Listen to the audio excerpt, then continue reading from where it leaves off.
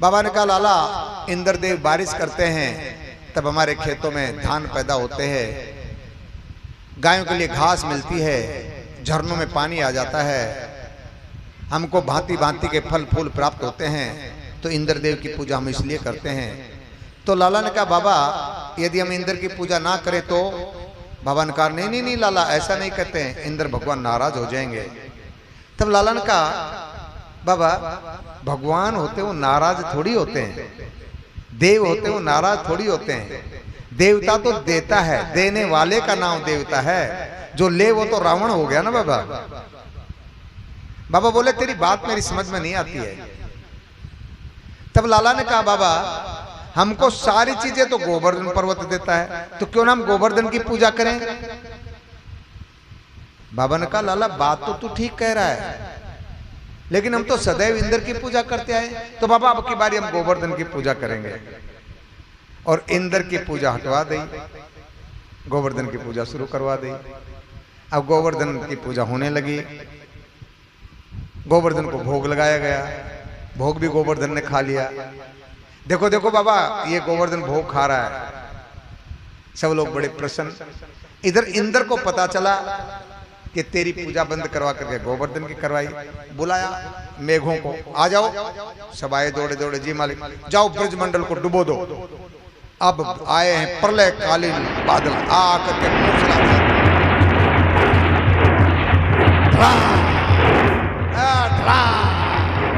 बिजली चमकती है, मूसल के धार के बराबर पानी गिरता ऊपर, गड़ गड़ गड़ गड़ गड़, पूरा ब्रजमंडल भर दिया जल से, इतना तेज हवाएं चल रही हैं। तब सब लोग दुखी, बछड़े बछड़ियां डूबने लगी, बच्चे डूबने लगे, गायें डूबने लगी, सब कांपने लगे।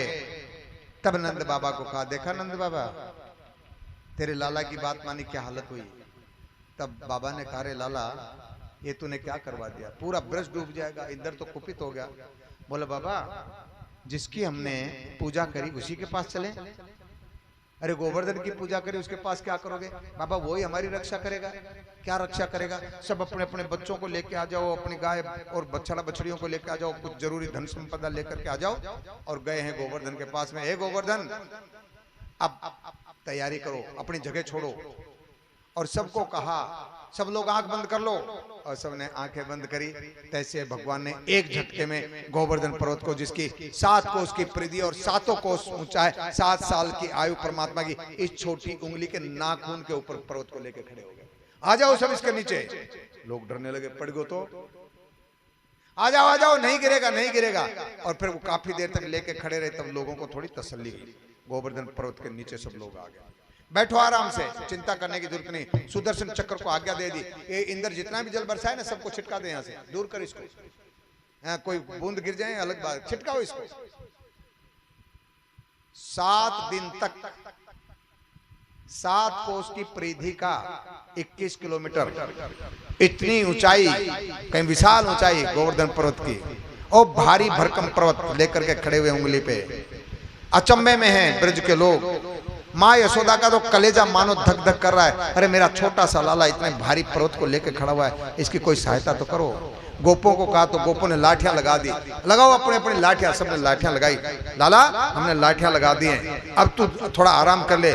जैसे उंगली नीचे करी, कटक कटक लाठियां, बोलो अरे रोक रोक रोक रोक रोक लेकर के खड़े हुए। माँ यशोदा बहुत परेशान है, मन में कहती है अरे मेरा छोटा सा लाला, इसकी कलाई मुड़ जाए। क्या बोली माँ यशोदा?